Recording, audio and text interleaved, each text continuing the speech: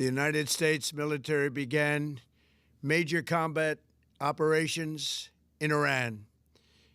Our objective is to defend the American people by eliminating imminent threats from the Iranian regime, a vicious group of very hard, terrible people. The Middle East has been thrust into a state of high-intensity conflict following a massive, coordinated military offensive by the United States and Israel against Iran.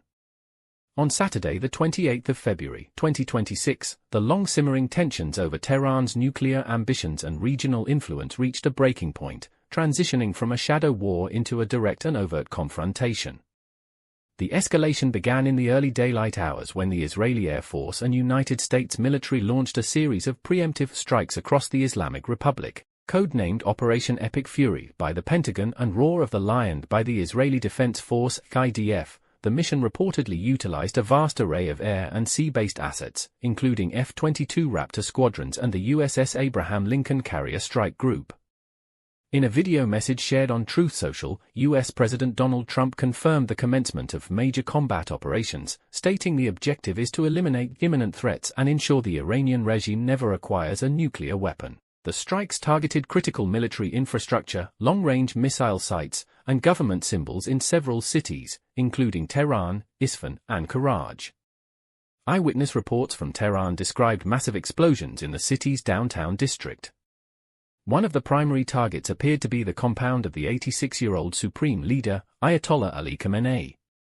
While thick plumes of black smoke rose over the capital, Iranian officials confirmed that the Supreme Leader was not present at the time and had been moved to a secure, undisclosed location days prior as tensions mounted. The offensive follows the total collapse of diplomatic efforts in Geneva. Despite Iranian Foreign Minister Abbas Araghchi describing the talks as intense and progressive only 48 hours ago, the White House maintained that Iran was merely stalling to rebuild its nuclear enrichment facilities at Fordow and Natanz. The Iranian response was swift and far-reaching.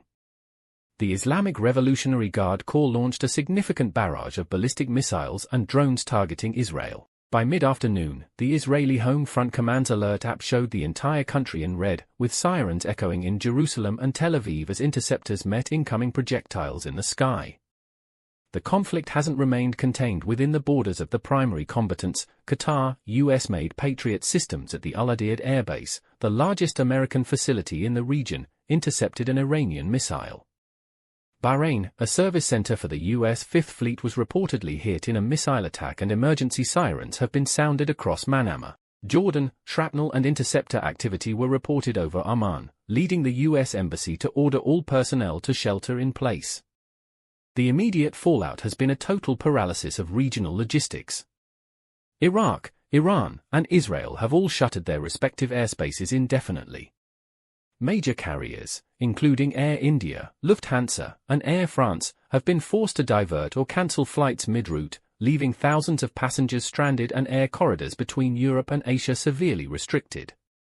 Domestically, the situation in Iran is dire.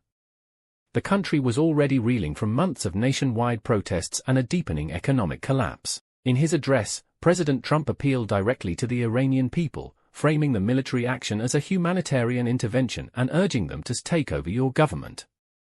Meanwhile, exiled opposition figures like Reza Pahlavi have echoed these calls, describing the strikes as a moment for reclaiming Iran.